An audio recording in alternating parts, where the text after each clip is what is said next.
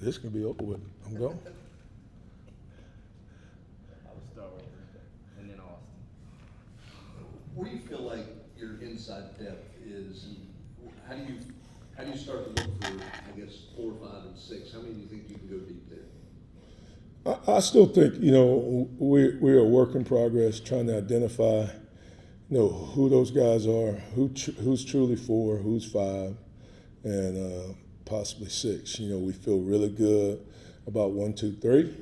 And, we felt 4 was really coming on, 4A, 4B.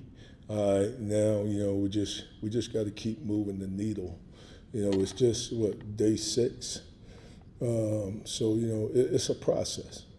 It's a process. There's been some good stuff put on film, some good things to teach off of, areas that they see, things they need to do to improve, to try to move the needle in the right direction. So, I'm encouraged about the attitude and the mindset that they're bringing, but we've got to continue to push the envelope the right way. Rodney, when you look at Tyrie Weathersby, he was the one I know you had high hopes for before he got injured with the hip 2 years ago. Where do you kind of put him in as far as like his comeback, and then kind of where's he at mentally and physically? Weathersby, I think has had a really good camp thus far. I think he picked up where he left off in the spring. He's a kid that had a really good spring. He's a kid that has a tremendous skill set, and he's done a really good job of picking up the system. He has minimum bust. He plays hard. He has the right prototype body type that you're looking for. So we're excited about him as far as where he's been these first 6 days. Counting on him to continue to climb and move that needle in the right direction.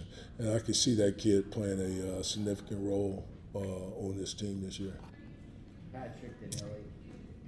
Coach, you talked about feeling good about your top 3. What has David Hobs done to sort of, as he's played a little bit more of his first 2 seasons, what has he done to kind of get in that sort of spot where you feel good about it?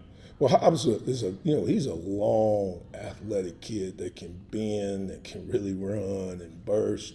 The things that you really you wish for Hobbs, he's been stunted from a power explosiveness with 2 off seasons because of shoulder surgeries. You sit there and you like always wondering what if, what would he be had he had those 2 off seasons? What would he be right now? But he's a very talented guy. We need for him to take that next step. And so far in camp, he's done a really good job. Obviously he's a lot like some longer kids I've had, like Seymour and Stroud. He's a tall kid, so he has to really be conscientious, making sure that he's playing with great pad level, especially as an interior guy. So like I was telling him, we was watching film last night. I mean, if you think you're low, get lower. You ain't gonna ever be low enough. Just consistently playing behind his pads and playing with great fundamentals. Who's been the most competitive in the D-line room this fall camp? I mean, the whole room is competitive because they all want to play. I mean, that's how we built the culture of that room. It's about guys that come out every day, put the work in, that show that they're trustworthy, and that they can play at a championship level. So that thing is always on display. There's nobody that has birthrights, So every day they have to go out and earn it. And it's like I say, this game, it parallels to life. In life, you got to go earn it every day. There's nothing given to you. So, it is a competitive room. I think even for young guys, everybody come in, that's the culture that we want, that you have to put that work in. When you step between those lines, your reputation is on the line every day. It doesn't matter. There's no off days. Your reputation's on the line every time you step between them. Rob and Ryan. Coach, Don Bailey is a guy that seems to have quietly just kind of gotten better and better every year a little bit. Can you talk about his progression and just into what it says about that culture that you talk about in the room? I tell you, I was just talking to those scouts.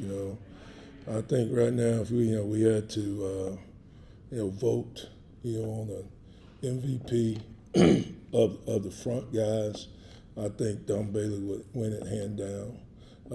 This kid has had a outstanding camp.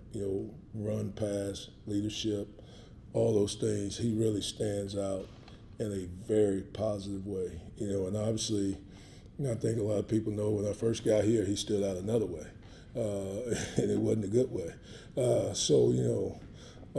This kid has really earned everything that he's a blue collar, worked his tail off to get himself in this position, and he's made himself a really good SEC D lineman. And I am really glad that we have him. I love his leadership. I love the way he goes about his business, his work ethic. He's trying to, him along with Moy, they're really trying to lead that room and be pace setters for that. And even Eason has gotten better, and they're trying to get him to even up his to their level. But, I'm excited about Dom.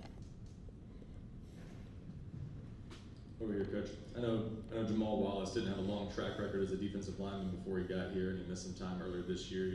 How's he come along this offseason, and what have you seen from him so far in camp?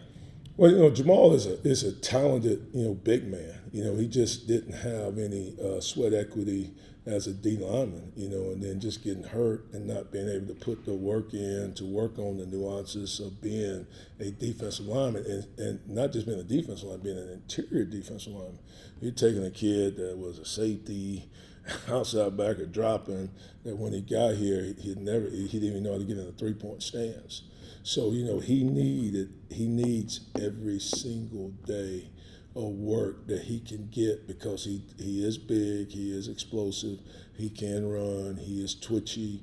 He has the traits of a D lineman, an SEC D lineman.